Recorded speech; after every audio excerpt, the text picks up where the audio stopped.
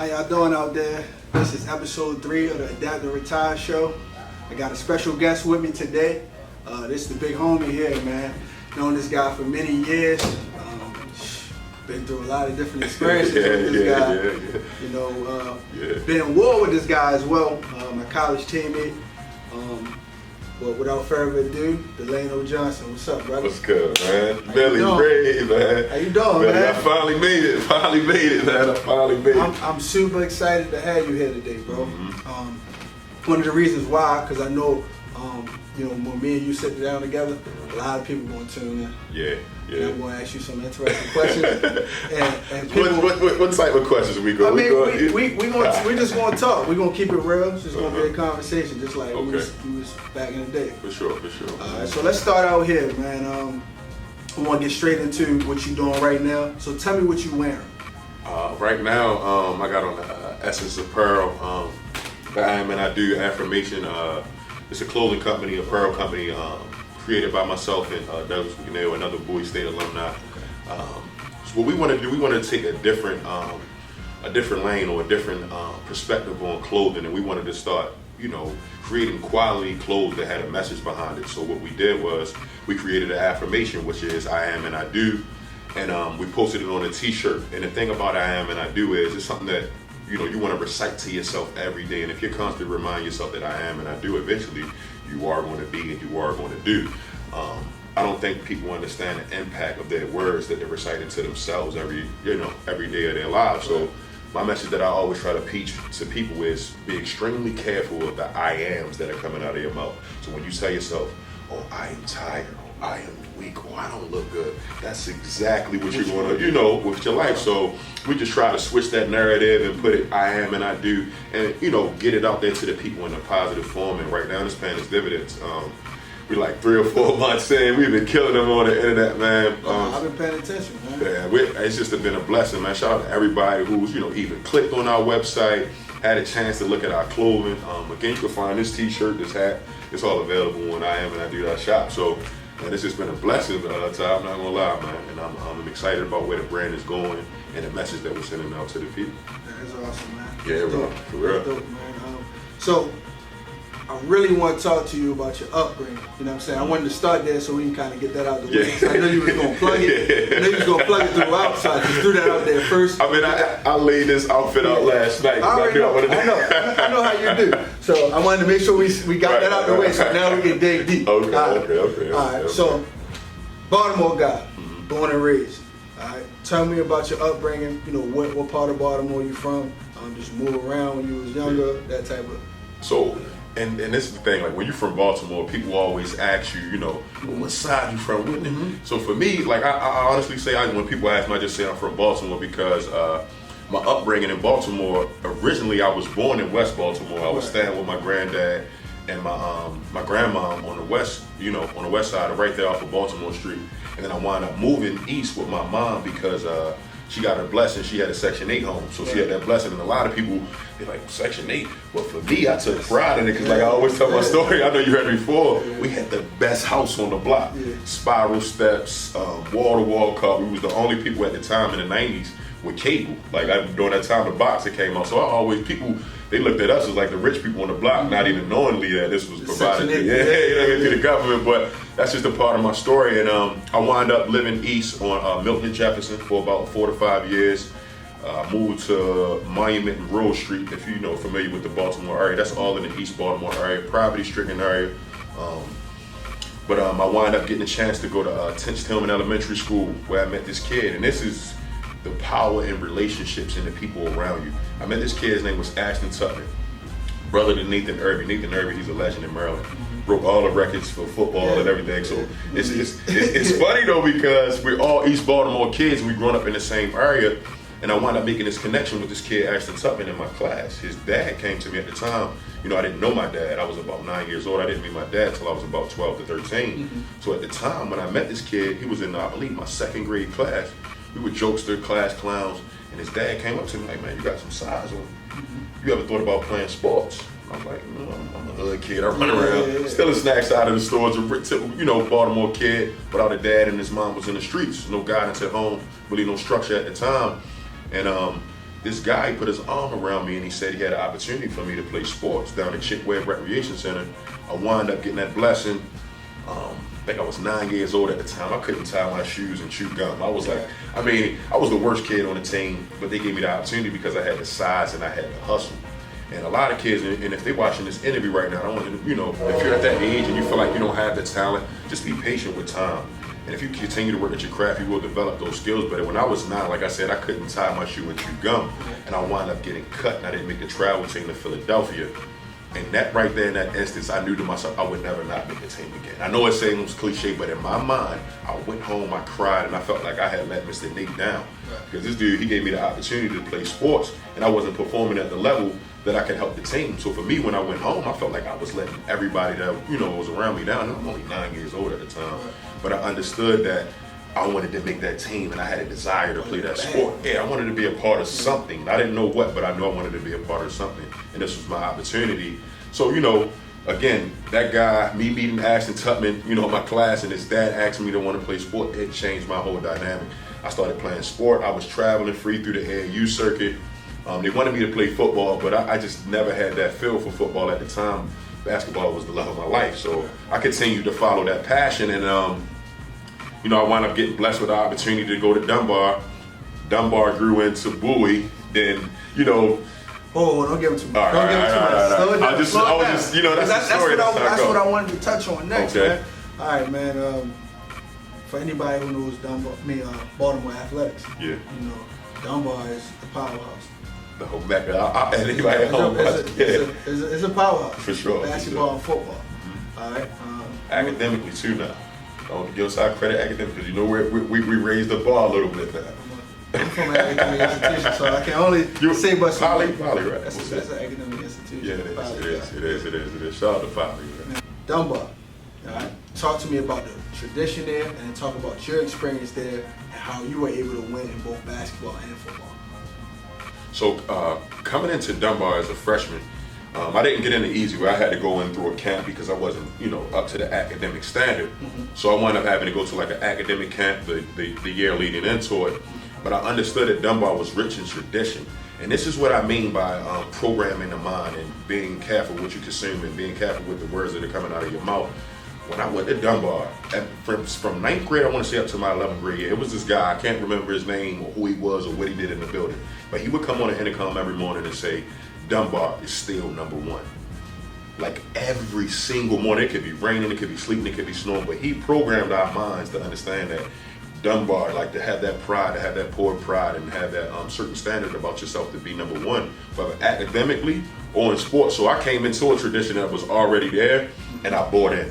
Like as a freshman, as a kid, everything that they was feeding me, brainwashed in a good way. Yeah. And I had some guys at the time who were like the top talented in the state. And I'm gonna be honest, I wanted to play varsity as a freshman. Right. That was my goal. I just knew I could do it. I felt like my talent was there, but Dunbar has lots of talent when you go there. So it's the thing where you have to, I want to say wait your turn, but at the same time, some seniors were there that paid their dues and came up through the program, and they bought into the 9th graders. So it was their opportunity to play varsity. But honestly, the tradition was already set when I got there. I just kind of bought in, and I followed the paths of the guys that were there before me, bought into the tradition, and we won 4 championships. Talk about that. Won the Lord 4 championships. Give me the details on that. Oh, and that's the thing about Dunbar.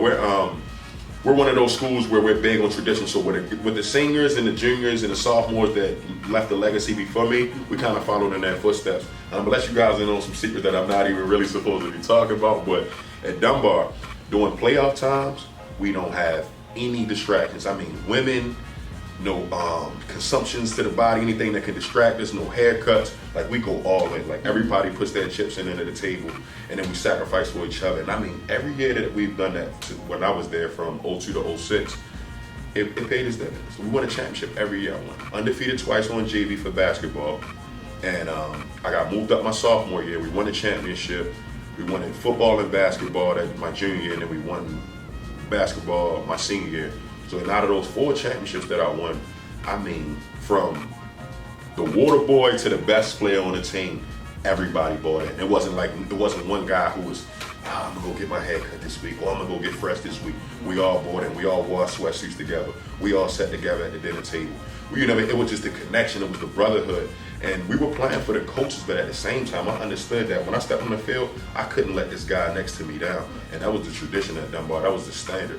From 12th grade to 9th grade. So, like I said, when I came in, the foundation was laid, I just bought into it. And then I was blessed with the opportunity, to play 1A and win 4 championships. Because I know they sitting at home like, oh man, he played 1A. Yeah. Yes, and I loved every minute of it. You know what I mean? You can only play against what just put in front of you. So That's true. Yeah, but a lot of people discredit Dunbar because, we went from the national rankings and, winning championships all over the country to being in this tight little 1A, we the big fish in a small pond, but that was the hand that we was dealt. We just, yeah, that's all that was. So, when I met you, right? Mm-hmm. No, we're not. Nothing crazy. Oh man, we were roommates for a while too. But when I met you, one of the things that I instantly noticed, and we talked about tradition from a high school standpoint, but one thing I noticed when I got there to Bowie State was that everybody was extremely competitive. We competed at everything. Yeah. I'm talking about Uno, sprints, in the weight room, everything. It was a competition. Yeah. Where does that come from for you? I know for me, like I'm naturally competitive, but when I got to Bowie, it was a whole nother level. Yeah. So where does that come from for you? Baltimore, just having that chip on my shoulder, growing up poor, being that kid in class that kids look at, and they kind of side eye you and looking at your shoes a certain way, and you're being that kid that's being picked on. And although I was the biggest kid in my class, in Baltimore, size doesn't really matter at that age. You could be laughed at for anything. So I wouldn't say I was being bullied, but kids would crack certain jokes on me, and I had a chip on my shoulder that created this, I had to be the best at everything. So if we were cracking jokes, I wanted to be the best. If we were tossing quarters, I wanted to be the best. And it started developing over the time for me personally. And I also had uncles in my home. They were like big wrestling guys, like WWF, WCW. Yeah. So I'm getting 90s. Yeah, I'm getting DDT by these dudes. These dudes 17 years old, I'm 12, and they're but I had the size, so they wouldn't treat me like a younger kid. So they would put me in, certain wrestling moves and submission, and it just developed this certain this certain mentality that I always wanted to win. I always wanted to, and I had a little anger issue that I was dealing with. I'm gonna speak a little bit more on about my mom when I lost her. So I had this huge chip on my shoulder that I just had to win at everything. I don't care what it was, and it kind of transitioned for me in college, and then meeting guys with that same mentality. My roommate at my freshman year was Terrence Pete. He was from Memphis. We had 2 different backgrounds, but we had one goal in common, and that was to get to the NFL. But he thought he was the best at everything, and I thought I was the best at everything. Yeah. And then directly across the hall from me was Rodney Webb, and he thought he was the best at everything. Still does. You see what I'm saying? So it's all of these dudes, you all guys with these male egos, but at the same time, we knew how to channel it and to come together at the right time for one goal and one objective, and that was to win games. But honestly, I didn't understand the true essence of brotherhood until the class after me, and this was Tariq, Kyle Jackson, DeJuan, all of those guys. They came in from Emerson. It was about maybe 10 of them. They were a family. They were a brotherhood. When we came in, we were brothers. We were cool, but they understood that if I got, a pack of bologna, 8 dudes got to eat off this pack of bologna. I'm not going in my room and hiding this bologna. And that's how we were before they got there. So they made that transition, and they always talked about it. MBK, my brother's keeper, and they really showed me that true foundation of what it is to be a brother, and to share your last with it. And I tell them that all the time, before you guys got here, we were cool and we were doing our thing, but y'all showed us what brotherhood really, really is. So I want to touch on that a little bit later on down the road when we start getting into college stuff. Yeah. But talk to me about your recruiting process, because you had an unconventional recruiting process, and then you start off in Bowie. So just talk to me a little bit about how that process went. So, and it's the God honest truth. I hope this guy get a chance to see this, because he be in a different world sometimes, but I love him, and it's my brother. Yusef Dormanel, bro. Yeah. Dunbar High School. He was the golden ticket as far as football. Like for me, I just was a guy who was running all that slamming people around. I wasn't like this kid with a bunch of moves, and he had all of that. He was the ideal outside linebacker D, and he was getting recruited by D1 Division II schools and all of that. And when they would come in and watch his film, they were like, "Who's that other kid on the other side? Like he's raw, but we can work with him." You see what I'm saying? Like, and that's a blessing in itself, bro. To be born with this size and just everything, it seemed like it just transpired the right way for me coming out. But at Dunbar, and then I remember my senior year, Yusuf came to me like, "Bro, I got offered by Bowie State. It ain't too far. You should try. Look at this." I'm like, "Bro, I want to school for basketball." Because at the time, I was getting recruited by Charleston, Murray State. I had a look from Maryland. Keith Booth was actually my mentor before he got the job up in Maryland, so he was kind of, pushing that. And I thank him to this day, man. He helped change my mentality from being a guy who got up at 8 a.m. to a guy who got up at 6 a.m. when he was at Dunbar. And that was exactly what I needed going into college. But like I was saying, I was following behind Yusuf. He showed me the school, and I wound up getting a chance to talk to the coaches. And when I talked to the coaches, it was Coach Lynch at the time. He was a funny guy, heavy-set dude, but he just, man, him kind of bonded on a different level. And I told him what my dreams were. I told him I wanted to go to the NBA or go play overseas basketball. And he was like, "Yeah, man, yeah, if you know, we want to pay for your school, so you're going to be playing football." I'm like, "All right, that's cool, but I'm going to play basketball too." He's like, "You know what? I'll ask them for some money." So what wound up happening was he talked to the basketball coach at the time, who was Luke, and they wound up combining my scholarship, so they both were paying like kind of partial, yeah. So I had the opportunity to play football and basketball at Bowie my freshman and sophomore year. And that's kind of how that transpired for me going to Bowie. And honestly, and I tell the people all this time, football to this day is still not my first choice. Like, I just love the game of basketball, but my talent say football. So, and that was just how the whole thing transpired with me coming to Bowie. But it's been a blessing to be there, because I wouldn't even be here talking to you if I didn't get that opportunity. Yeah, and I think a lot of people don't realize how important cross training is. So those things that made you a good basketball player are the same things that made you an even better football player. Right. Your ability to, rush the passer, or just jumping high, just being athletic in general. It's crazy. At that time, bro, like being a dual sport athlete was like cotton candy to scouts. They was, "This dude, if he played basketball, there's no way he can't play football. He can be athletic enough to do both." So but now it's almost a standard. Like, you have to play two sports. Like, either you're good at baseball and basketball and soccer. It's like now the kids are being blessed with that opportunity they understand that I can't be one-track minded, because it's only 2% of us that make it here. I could be good at this, but I can excel at this. During like the early 2000s, everybody had just one vision. Either I wanted to go to the NBA, that was my only choice, or go to the NFL. But now these athletes that are coming out, man, you got linemen 6'5", 380 that can windmill, slam dunk, so it's like one of those type of things, man. I was blessed, to be at that time, like, I don't want to say like, I got more looks because of what I could do. Being able to play both benefited me a lot more back in that time period. So I have to touch on this. I have to, because technically I'm an educator. Technically I'm an educator. So are you, right? How were you as a student, high school? I gotta be frank, man. I wasn't an ideal student. I was an athletic student, and man, I wasn't the traditional go to class, go straight back to the dorm room, or even in high school, I wasn't the kid who just go to. Not to brag or boast about that, because now that I'm, obviously that I'm older and more mature, I understand that education had so much value, but in high school is the most pivotal time period for student athletes to understand, I have to get my GPA up to a certain, I'm not sure if the sliding scale, as far as it's a little different, but it's still similar. That SAT broke me in half, Ty. I'm not gonna lie to you, because I took it 5 times. Why? Because I wasn't paying attention those 4 years. I was skipping class. I was, sometimes I would, ask someone to help me with a paper, or do my paper for me, or I might even pay another student to do my paper for me.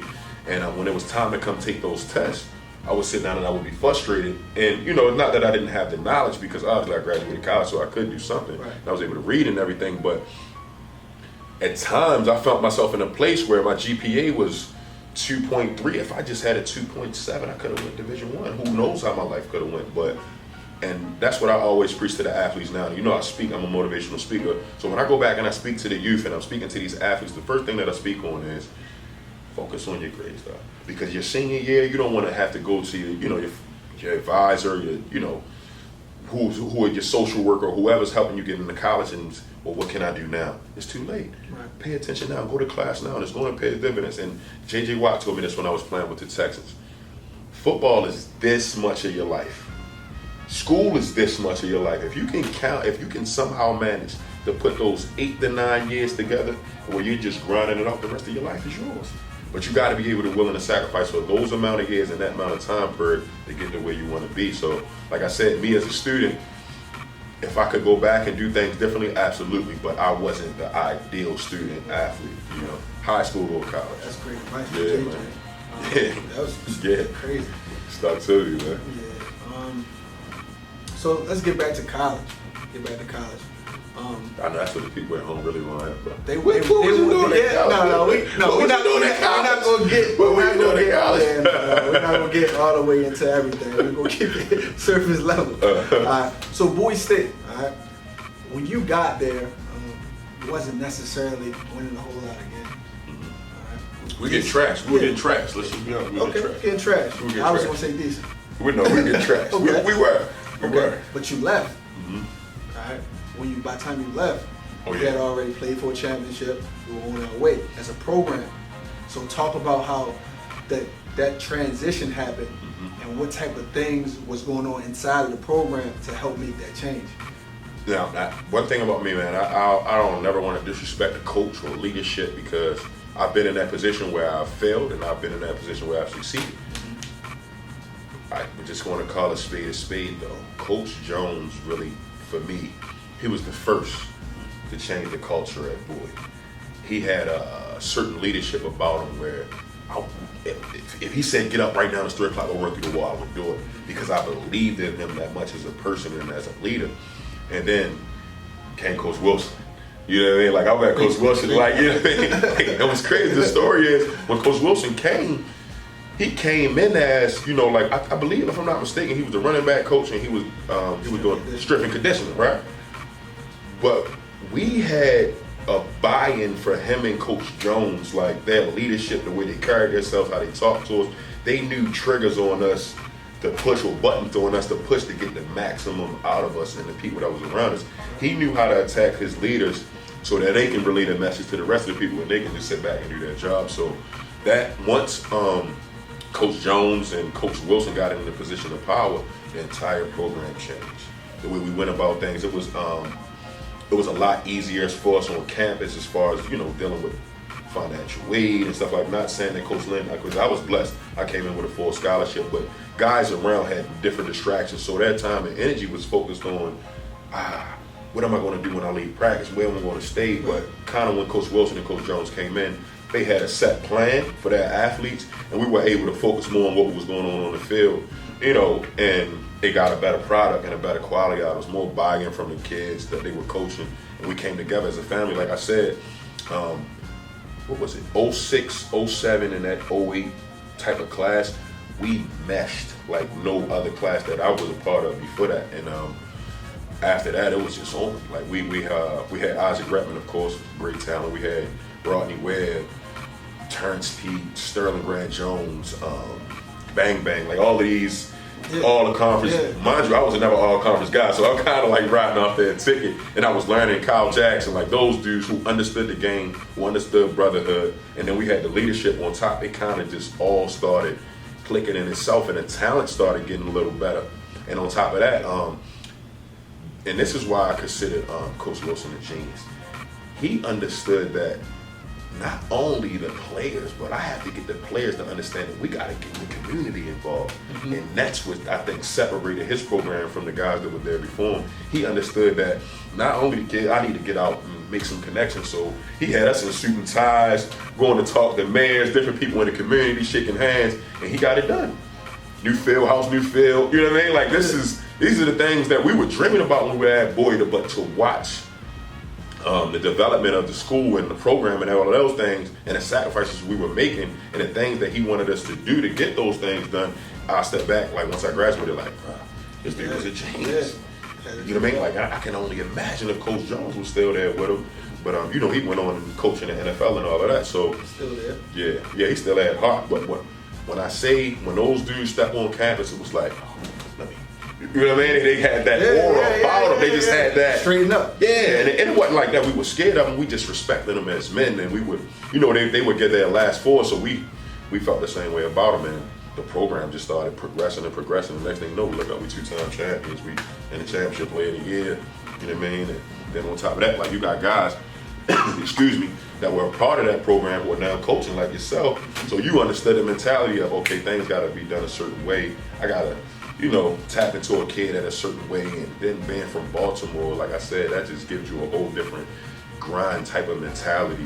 Like you always feel like, I'm not going back home. No disrespect to our city, but we understand where we come from and where we're trying to go. So it'd be asinine to make a mistake and go back to where we came from. You see what I'm saying? So, but yeah, I would just say from a leadership standpoint, once that changed, the program kind of progressed with it. Baltimore, right? Baltimore kid. One thing I know about the city, and we both know about Baltimore, is a lot of poverty and violence. Yeah.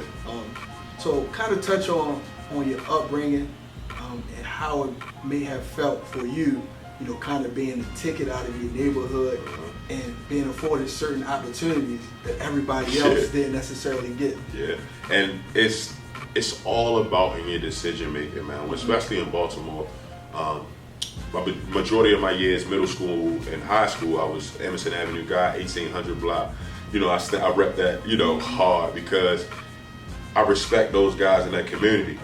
Growing up on Emerson Avenue, I see it every day. Guy might be shot, killed, robbed. You never know what might be going on in the community. But when a kid comes through there with a basketball, or a kid has some type of talent, or a kid is going to school, and when I was coming up, they respected this kid.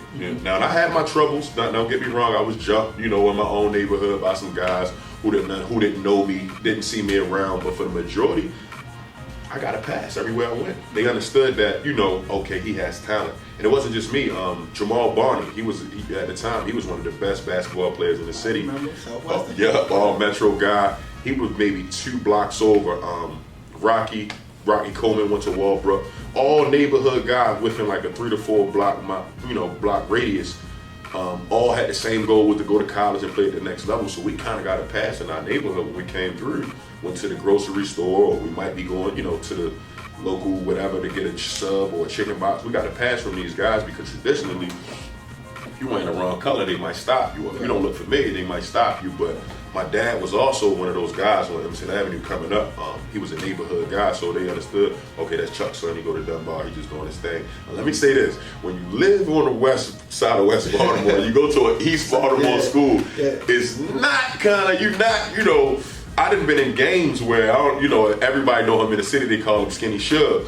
And he rep Walbrook hard at the time. He would be standing on the baseline of my game under the Dunbar basket like, you gotta go home tonight, shorty. Like, true stories, bro. Like, it's sold out gym, and you got, at the time, Stop Snitching in Baltimore was like this crazy DVD that came out. Because people thinking you playing for East Baltimore. Right, they're like, oh, shorty, we see you run away, oh, watch. Like, and it's one of those things where it's like, I love my school, you know what I mean, but I still got to go home at night. But they understood that it was just a game, and they respected me. I never had no altercations where somebody, ran down on me or said something to me out of the way because of the school that I was playing at.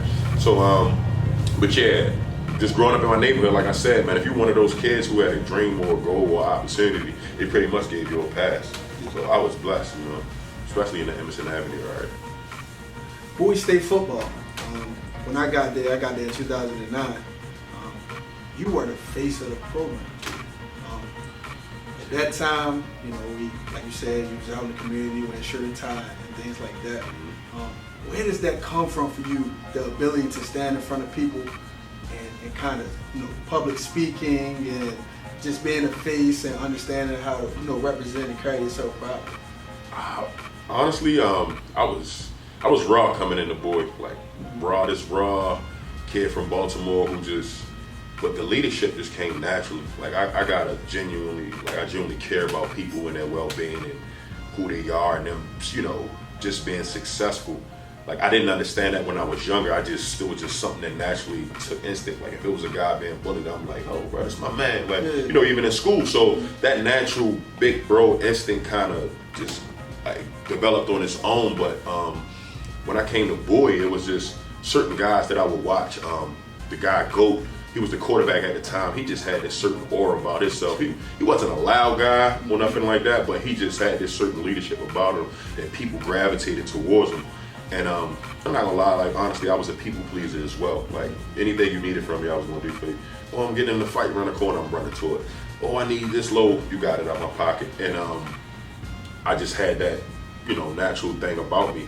But at Bowie, it became more polished when I met certain men. Like I said, Coach Jones and Coach Wilson, they kind of molded me. Like, you know, Sue, you know, Coach Sue, he came on the back end of my career. I was kind of polished, but he just gave me the extra that I needed. He helped me understand that before Coach Sue came, I was one of those guys, like, I would try to force my power on you.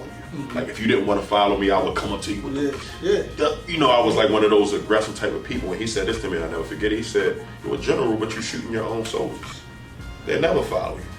Certain things like that when men say to you and stick with you. And at the time, I didn't understand what he was saying. Like, what? He not running. Why are you talking to me? And we were going back and forth. But he said, look how you going about it. No man gonna follow you in that manner. And certain men they wasn't following me out of genuine, like, leadership, but they were, and that's not respect. Right. That doesn't get the goal done. And when he told me that, I kind of switched my mentality. Like, you know what? I'm gonna lead by example now, with my words as well, and use my voice. But if I start doing things a certain way, maybe people will follow me. And like you said, I had worked my ass off at that point. I done been to every raffle, everything the coaches needed me to do. I was at practice every day. I was a weight room guy, so I earned my stripes to be, you know, the face of the program. And my talent was kind of catching up with, my skills was kind of catching up with who I was and who I thought I was at the time. So that was a blessing. But I want you to tell me your best game, college. Give me your best game and your worst game. College? Yeah. Your best game and your worst game. Ooh. I kind of got two best games though. I gotta tell the story. Matter of fact, it was playing this year. We was down in I think we lost in V State. It was like 2 minutes left, and we had like 3 timeouts. And I think you fumbled the ball or something. No, seriously. We took knees. yeah, something crazy like that. Knees, but and that game right there stands out. Like, I can remember every single play of that game. And it's crazy because I played a lot of football. And majority, I'm not gonna lie to you, you can ask anybody that played football. You can remember a lot of good plays, but you remember a lot of your worst plays. And so I'm gonna say V State was probably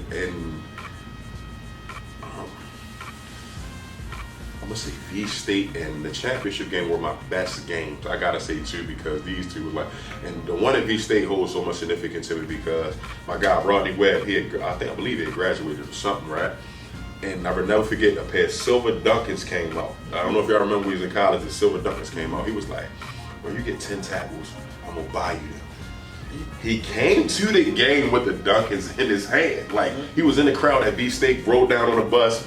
I'm like, yeah, but, you know, and this was a big game for us at the time. So I want to, and make a long story short, I want to have like 18 tackles. I got player of the week. I had a fumble, forced fumble recovery. Did all these great things, and we lost.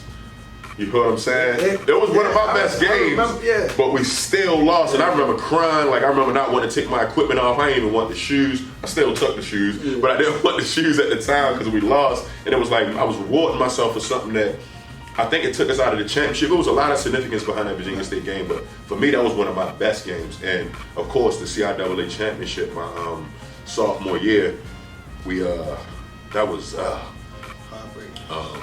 we were up all game. I know we played in it together, but that was one of those things where, man, I played my heart out. I felt like I left it all on the table, and you know, God,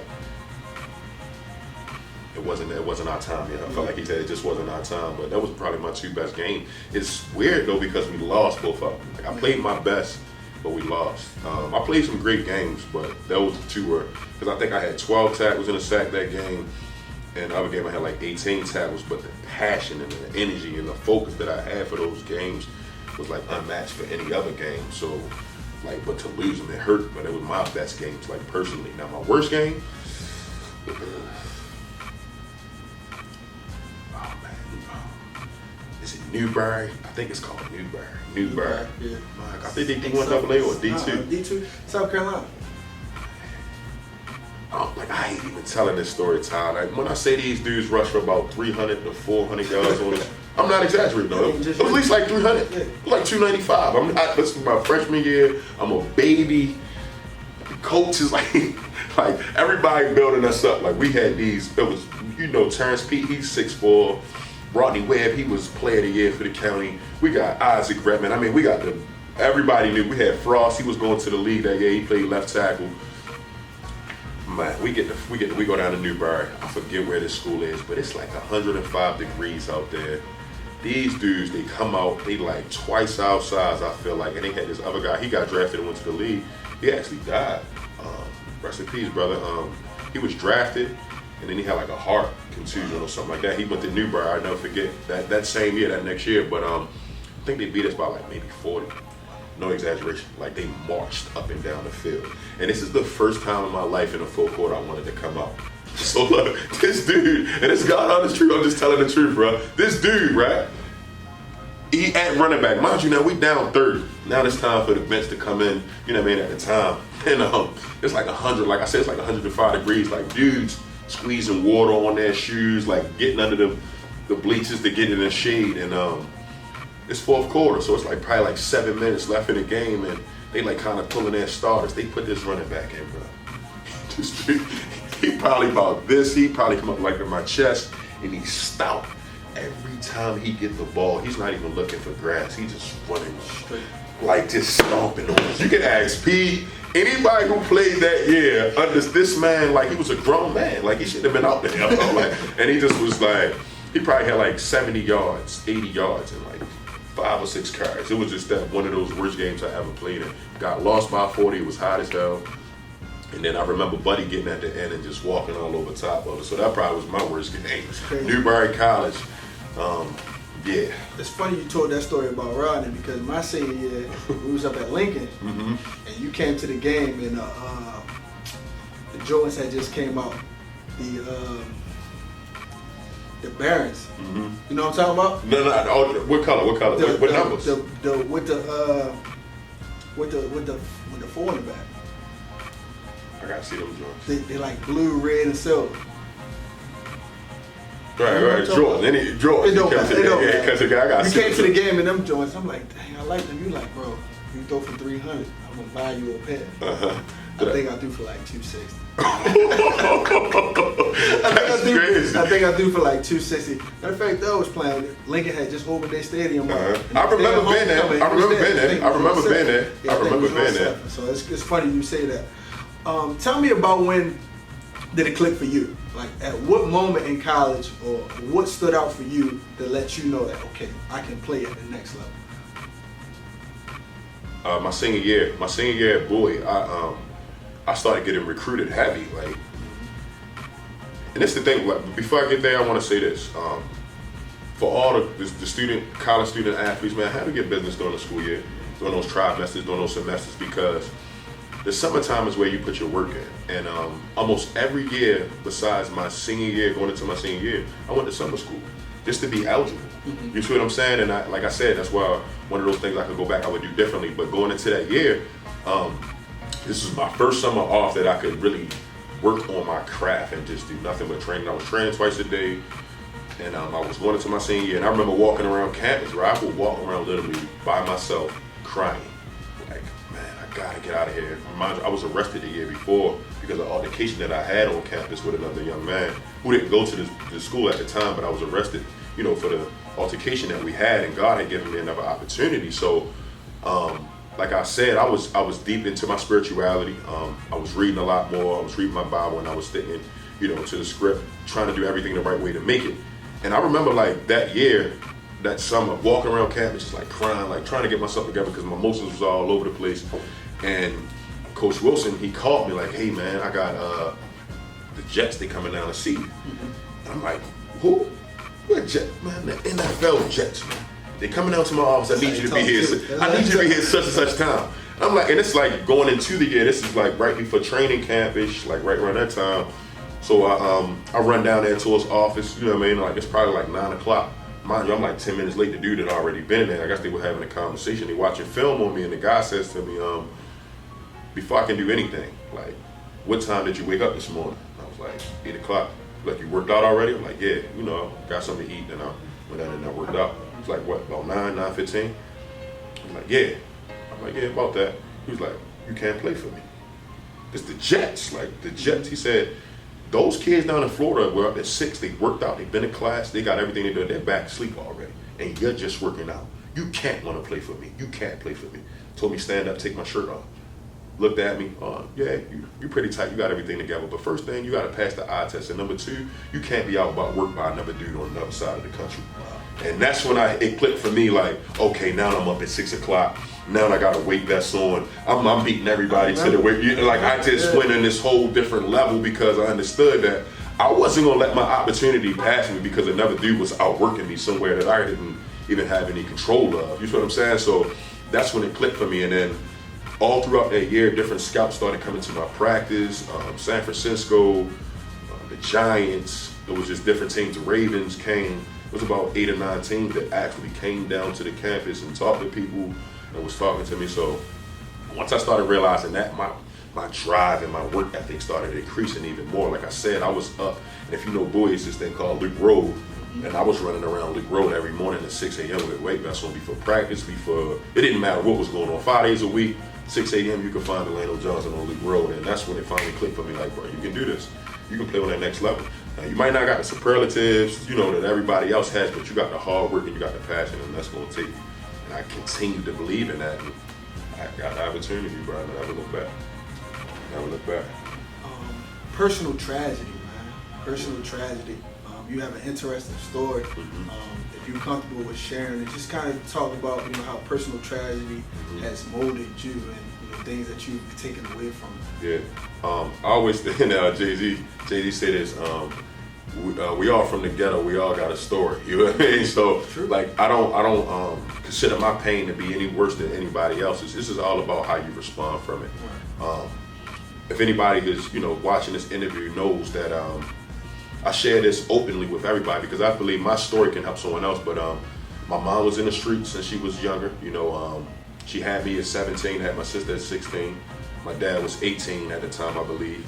And I lost my mom my freshman year in college. She had some health condition because of her addiction and the things that she was doing with her life, and I wound up losing her my freshman year. I went into this Great Depression where I was taking my anger out on other people because I couldn't understand what was going on with me until I started studying why I was acting the way that I was acting. But I lost my mom, and you know, it was one of those time periods in my life where I had went through a dark place, and that kind of, till to this day, it's hard for me to talk about, but I share it with people because I want them to understand that, you know, just because you might lose somebody or things might not transpire in life the way you want them to, but you still gotta live, you still gotta respond, you still gotta find your own way out. And that was one tragic thing that happened to me that kind of could have took me on a different path, but there was the people around me, my brothers, like I said, Rodney, and the guys that I had met in college. Those guys were like my crutch at the time. For like 2 to 3 years, that was the guys I leaned on. They understood me. They knew when I was crying. They knew me when to give my space. They knew when to talk to me, and they kind of helped me stay focused. And once I graduated college, though, I thought that would be the, you know, one of the worst things that ever happened to me. And then I'm at work one day. You know, I work with kids now. I work in the Baltimore City school system. I get a call from my aunt, and my brother was killed maybe about 4 or 5 blocks away from me. He 22 years old. He was locked up since he was 17. He had just came home maybe a month or 2 ago, had 2 kids. So that kind of hit me hard as well.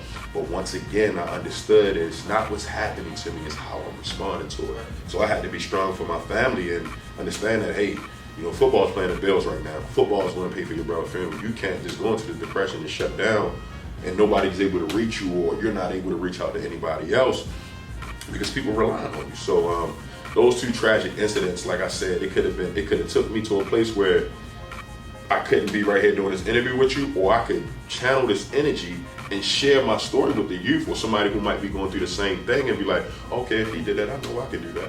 So that's pretty much like how I use tragic situations and I turn them into positive. Always, man. That's the mentality. So you finished your career at Bowie State. Right? Yes, sir. You get an opportunity to play in the NFL, which most people from small D2s don't. Yeah.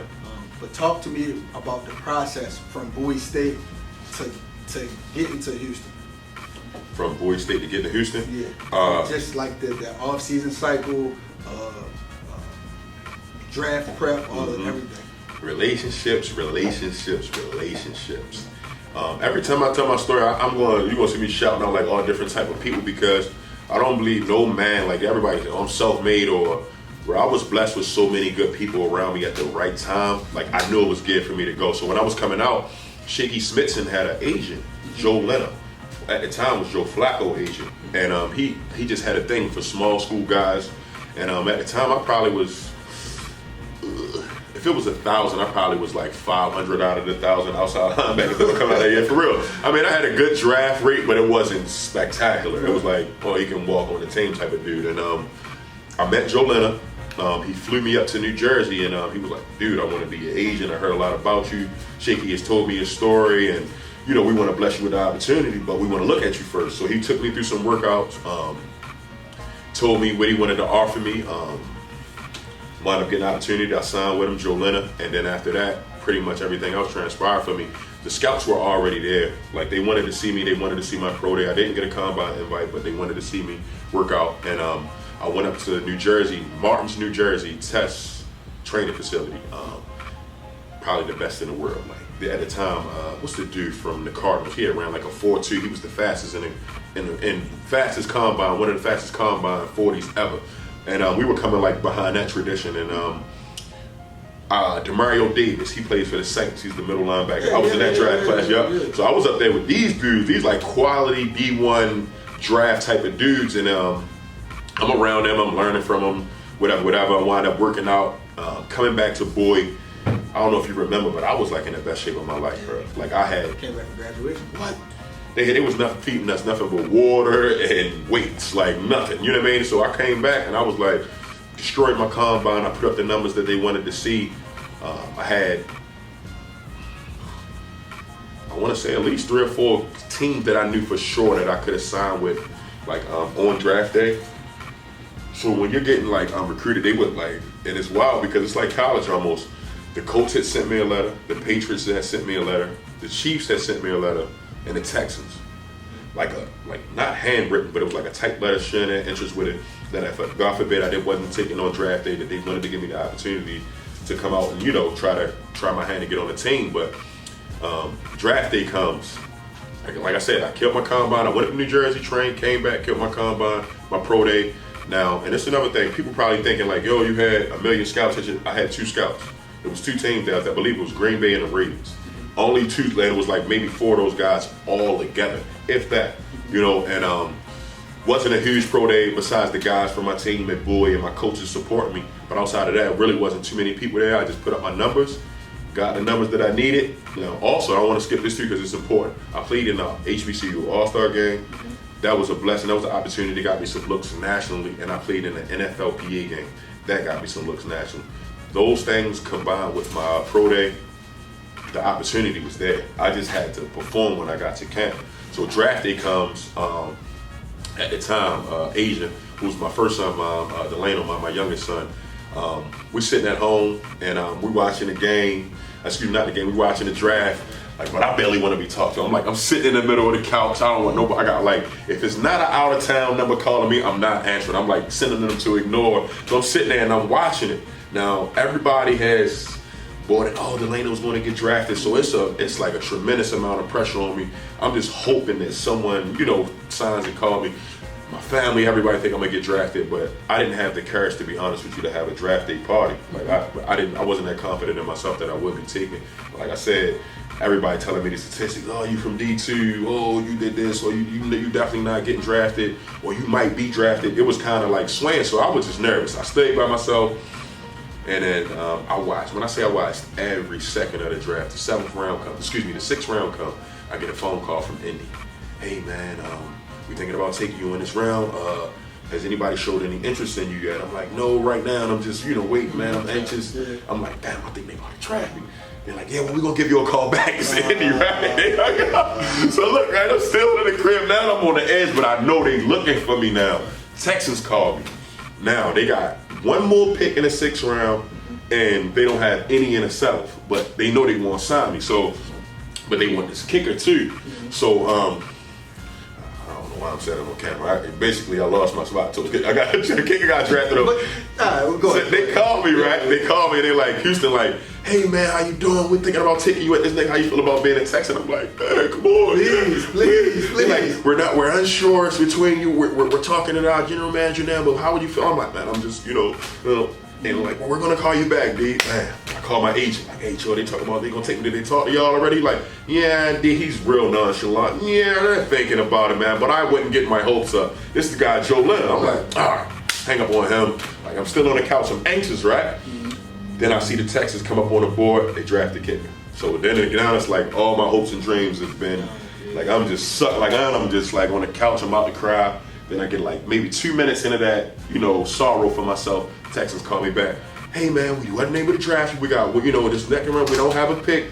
But how do you feel about being a Texan? We want to sign you now. We're going to give you this amount of money. But we need to, I just start crying, man. I'm They're like, now listen, we didn't draft you, but just consider this: you being drafted by. They put me over the general manager. I ran down to Mondawmin. I got me a Houston Texans hat, and the rest was history. They flew me out to Houston. Wind up, getting to compete with some of the best guys in the world. Like at the time, I went into a situation where it was 16 outside linebackers. And what's even wilder, they partnered me with a guy that I grew up with, DJ Bryant. We're roommates. That's wild, bro. Like we're roommates. We grew up together playing our whole life basketball. Now we're fighting for the same job, same position, same side. And it's 14 more other dudes. I got Brian Cushion, Connor Baldwin, he was a Pro Bowler. Aaron Brooks, he's still playing in the league, outside linebacker for the Falcons. So I'm in a room with all these guys. You can imagine, like, I'm from Bowie, bro. Like, you know what I mean? So no disrespect to where I'm from, but it's still D2, HBCU, and these guys are from, the major D1s across this world. And it was like they threw a piece of steak on the floor with nothing but dogs in it. I got me a piece, you know what I mean? So that's how I came. That's the special part about it, because even though you were the underdog in that situation, you're still stuck. Yeah. You're stuck. Yeah. So you get to Houston. Amazing story, by the way, how you got there. But you have a position change. Things get a little different. You know what I'm saying? Things get a little bit different in the trenches. So kind of touch on that. How it was transitioning, to putting your hand in the dirt, but talk also about your skill set and what made you make that transition easy for you. So all my athletes out there, like, and this is the thing about us, we're stuck in our ways. Like we know who we are, we're sure about who we are, and we don't want to listen to no one if I'm a quarterback, I want to play quarterback. I'm not playing receiver. If I'm a receiver, I don't want to play DB. When you go to the NFL, and then, man, you're going to play what they tell you to play. Like, it's not no whole lot of, oh, no. Man, listen, where you want me to play? Okay, I'm there. But what transpired was, like I said, I was in a room with 16 outside linebackers, and this was the difference between me and every other man in the room. If they were there at 5:30, I was there at 5:20. If they sat in the back, I sat on the front row every day, though. Like, I made it a point of mine to be the first one there. Now, this one dude, I'm not even gonna lie to you, Whitney Merciless, he was drafted first round, outside linebacker at the same position as me as well. So you can imagine all these odds stacked against me, but he understood it too. He understood that if everybody else hit 7, I'm gonna hit 6. If everybody eating scrambled eggs, I'm eating boiled eggs. Like, it was just those certain things that I was doing, and the coaches were like, even though I might not have been as talented as this other young dude, they understood that he gets it. Like, he understands how to be a professional. And those things pay dividends, not just in the league, but in college as well, and in high school. Why are you sitting in the back with your boys when it's time to, you got, like I said, and JJ said this to me, you got this much time to play football out of your life. The rest of your time you can party, drink, smoke, whatever you do, whatever your vice is. But for this time period, I need you to lock in. And those were the things that separated me. When it was time to line up and run gashes, I was first. I might have been heavier than every other outside linebacker, but I was first. You know what I mean? It was me or Whitney Merciless. It wasn't, no disrespect to DJ, he swayed faster than me. I outran him every time. You feel what I'm saying? Like, and that was a point of mine. Yeah, I hope so. But it's the thing though, I probably wasn't as talented as he was, but he couldn't outwork me. You know what I'm saying? Like he not just him though. I mean, any guy that was in that room. Like I made it a point of mine to do those little tangible things that the coaches understood that, you know, that guy is a hard worker. He, you know, he gets how to be a professional. So those were the things that I was doing different than everyone else. And like I said, they kept me around for that. And that's pretty much how that transpired, how I got on and how I was able to stay a Texan. Now, how I transitioned from outside linebacker to D lineman, Wade Phillips. I'm coming outside of the Legend, man. yeah. Wade Phillips, like the 3-4 guy with his, you know, Bob. I forget his dad name, Phillips. Bum Phillips. He invented the 3-4 defense, like the stand up, not per se stand up because, you know, LT created that position, that stand up outside linebacker, but the 3-4 concept came out of Bum. Well, he was the best at it, I should say. And Wade comes to me and he says, I'm walking out of the linebackers room meeting. And mind you, if a coach coming up to talk to you, you know one or two things. Either you doing something right or you go home. You go home. Like there's no in between. So I see him and I'm like, hey, they call me, hey, D-Lo, come here for a second. Mind you, I'm looking like, what? Please. Like it's one of those things, you know what I mean? So I see him and I'm like, what's going on, man? What's going on, coach? How you feeling? Little brown nose. What's up, coach? How you feeling, man? You know, all of one of those type of things. And he's like, yeah, man, how you feeling, man? You know, your body's looking good, and we see, you know, you're looking good on film. You're coming along. You're understanding the playbook. I'm like, yes, sir. You know, I'm getting my feel for it now. I'm ready. I think I'm almost ready, coach. And he's like, yeah, well, how do you feel about playing a little bit of defensive tackle? I'm like, D-tackle? I mean, I played a little bit in college, and this is what Coach Kitchen. This is what I mean by kids being understanding who you are and what you want to do, but still having a little bit of flexibility to be able to listen. Right. Coach Kitchen would tell me in college, hey man, come down here and put your hand down and do one-on-ones. Hey man, come down here and do these drills with these. And at the time, I'm like, I'm outside linebacker, man, I know what I'm doing. Yeah, man, I do that anytime. But now this is where it's paying its dividends. Right. Because when Wade Phillips comes to me and he says, hey, you want to change your position? I'm like, yeah. But in my mind, I'm thinking, damn, I never put my hand down before in the game. Like I always stood up and I always played across the board at linebacker. So when he's asking me this, coach, yeah, I'm ready, coach. So he sends me into a room with J.J. Watt, Sean Cody, like these. Once again, like these at the time, these are some of the premier players in the NFL. J.J. Watt just had like 16 sacks at his rookie year, and that season he had 20. You know what I'm saying? So now like that was just my rookie year. So in that year, I think he had like 20.5 to like set the record or tie the record or something. But anyway, I'm in a room with these dudes, and that once he asked me to do that, like I just bought in. Like I'm like, cool.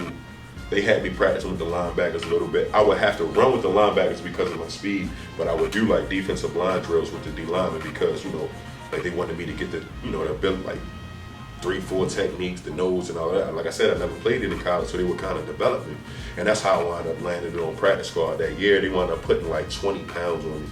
Because when I went in there, I was 260. I came home, I was about 285. I came back into camp, I was 290. But I still was running like a stallion. So they was like, okay, he put the work in. Shout out to my guy too, Ben Fairchild. He really he paid that dividends in my career to help me put that weight on and still be able to be athletic as I was. Fairchild Sports down in Houston, Texas. He's taking off now. He has everybody training with him. But at the time, he was, you know, he had some guys, but now he's, the premier MLB guys of the league. If I'm not mistaken, J.J. Watt, Jonathan Joseph, like a 10-year vet in the league. So he definitely helped change my career as well. So you play in the NFL for a few years, but you get an opportunity to do something unique, play up in Canada. Yeah. So talk about that experience and, you know, what's different between the NFL and the CFL. The freedom. The difference between the CFL and the NFL is the freedom. NFL, you in at 6 a.m., you probably out at 6 p.m. Like, there's no, and up there in CFL, they have like this clause or this, where you can only work about 4 hours out of the day, if I'm not mistaken, for players. So we would come in at about 8 and be out by 1. If you ain't want to get no extra work, that was on you. Like, if you wanted to, and like that kind of, I'm be honest with you, that kind of flexibility for athletes, I would say, not bashing the CFL, but it's too much freedom for guys. I'm just be honest with you. You get out to explore, but you get lost in your way as a football player, especially if you've never, been outside of your comfort zone or had that freedom. It's a lot of time on your hands from 1 a.m. to that next 8 a.m. meeting in the morning, and sometimes people get lost in, the Canada. But I would say the difference between the CFL and the NFL, outside of talent, actual talent, because size and all of that matters in the NFL. Right. Same thing in the CFL, but the talent level is just a tad bit higher in the NFL and the freedom. The after, like I said, if you check in the NFL, 6 a.m. you in the weight room, 6 p.m. is probably when your last meeting ends. In the CFL, you probably there at 8, out at 1. And it's just, they're just, and you're pretty much free for the rest of your day, So something that I always kind of preach to my guys and the people that surround me is like unity, collaborating, working together. You have a million different business ventures, but you get it. You know what I'm saying? Yeah. So kind of talk about those collaborations and the business ventures that you're working on and some of the people that you're working on with. Yeah. So right now, of course, like I said, I mentioned the Essence Apparel. My guy, another NFL guy, Ocho Dougie, my brother. We got that going. Then I got the Runners Run with a gang of people. I don't want to forget nobody, but my guy Kenyon, Matthews, Moss, Lamar. I don't want to miss nobody, and Anthony. We got the Runners Run thing going. We got if you follow me on Instagram, So Thankful 10, click on the Runners Run page, and we just developed this unity, this community, this culture for our people, to come out and run and stay active, stay healthy, boost your immune system, connect with some people that are doing the same thing as you, build your network up, and at the same time have a good time and get healthy. So that's what Runners Run is about. Essence Apparel, and I do the mentor on the Johnson way. That's my program. It's just solely me. I go out and I do mentoring, speeches in the community, anywhere I can help. But that's pretty much all that I have going outside of my regular job and being a dad. So that's the everyday life for me. Fatherhood, talk about how that may have changed you, and talk about the experience of being a dad. There's nothing like being a dad. Before you have your child, everything is solely about you. All your decisions. True. Like when you're out in the club, you're just thinking about getting home and all of that type of thing. But when you have a child, or when you have, a few kids, now you're no longer doing things for yourself. Your why matters. Or I might not have that extra drink, or I'm not drinking and driving, or I'm not going this place, or I'm not being involved with these people because these people are dependent on me, to be their dad. You know what I mean? And growing up without a dad, I've done that and I've experienced that, and I wouldn't wish that on anyone. So having a child changes your decision making a lot, because now you have that why. You have that, I need to get home every night to this person because I can let them down. So Absolutely, man. Fatherhood definitely changes you, bro. Absolutely. So what's next? What's next for Delano Johnson? Changing the world, man. I want the world, man. I'll be honest with you, bro. Man, I've been in so many business ventures around so many good men. And people tell me this all the time, I have to be more selfish in my way, but I just want to see everybody that I've been struggling with, or who has, been attached to me in some type of way. I want to see all of us at that level. From the foot doctors, Seth, that's one of my best friends as well. I watched his whole growth and his whole process. He trained me and blessed me in so many different ways. I just want to see everybody that I'm connected to. Lenny, Tenacious Ware, 10588, Billy Red Dad and retired. Everybody, man. Everybody that's a part of the family or have some type of touch. I just want to see us at that level. And for me, man, I'm not going to stop till we all are. I have so many ideas that transpire in my mind, and just because of the people that I'm around. Like myself and Doug, we sit on the couch one day, bro, let's work people out for free. Let's charge them $2 just so you pay for what you work for. You know what I mean? So he came up with that. I wanted to work us out free. He's like, nah, let's do it for $2. We gonna still pay it low, but we still gonna be giving them. And if they can't pay, they can't pay it. So just those type of ideas that transpire, they trigger on the next thing and the next thing and the next thing and the next thing. And then you look up, you got 5 or 6 different businesses with 10 different people all working in unison to achieve one goal. So for me, I'm just continuing to increase my circle with people who, at that level that I want to reach, or who may not, who know things that I don't know. So I'm at that point in my life where I'm trying to surround myself with the right people, reading more books. Lately I've been on a lot self-development because until you know who you are and you're self-aware of who you are and your emotions and being able to, like I said, I was a temperament guy in college and all my life. But in the business world, you gotta be extremely patient. Like, you can't attack things the same way you were as a football player or in the streets because it doesn't work. No one cares about your attitude. No one cares how you feel or, in that manner. Like, you have to be business minded at all times, regardless of who you're dealing with. And just because I'm upset about an issue, it doesn't affect my money. You know what I mean? So at the end of the day, that's where I am, man. Like I said, I won't stop until I see everybody on top. Before we wrap up, I just want you to do one thing for me. Right? Yep. Explain to the people what tea time with Chizzy. Oh yeah, how can I not listen to tea time with Chizzy, man? Tea time. Jesus, I missed that. Yeah. Jesus Christ, man. Listen, but first of all, tea time with Chizzy was brought about because, like I said, I try to be careful with the I ams that are coming out of my mouth.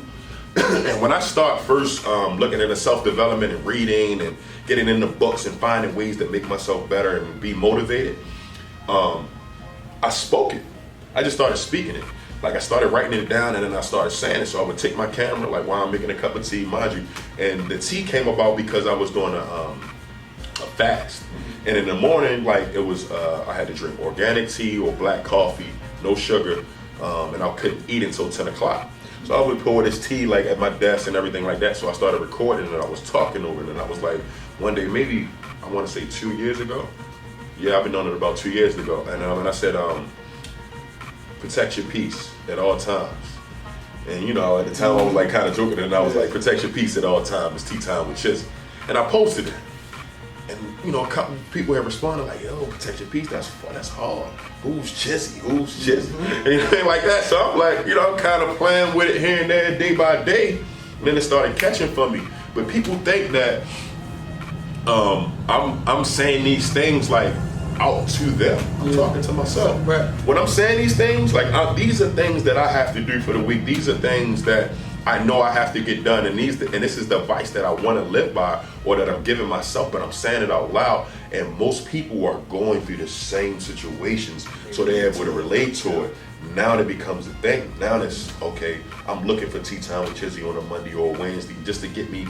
That might be that little push that I need to get me through my week, or it might say something on a Tuesday because every day I've divided the week up now. So Mondays is for my hustlers, for my entrepreneurs. Tuesdays for my health. For the health lovers, Wednesdays is for the lovers, Thursdays is simple, stupid, and Friday we celebrate. We let our hair down because we've accomplished all our goals for the week. But Tea Time with Chizzy goes under the Johnson way as a part of my motivational speaking.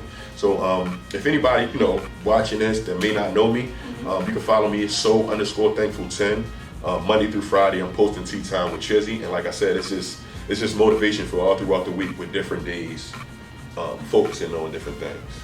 Brother, appreciate you. Yeah, baby. Appreciate you. I made adapt and retire, baby. You're a hard guy to catch up to.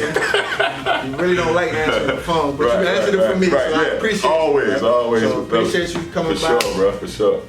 For sure. Adapt or retire, baby. What up? It's Delano Johnson. You're now tuned into Adapt or Retire, brought to you by Tyree Reed.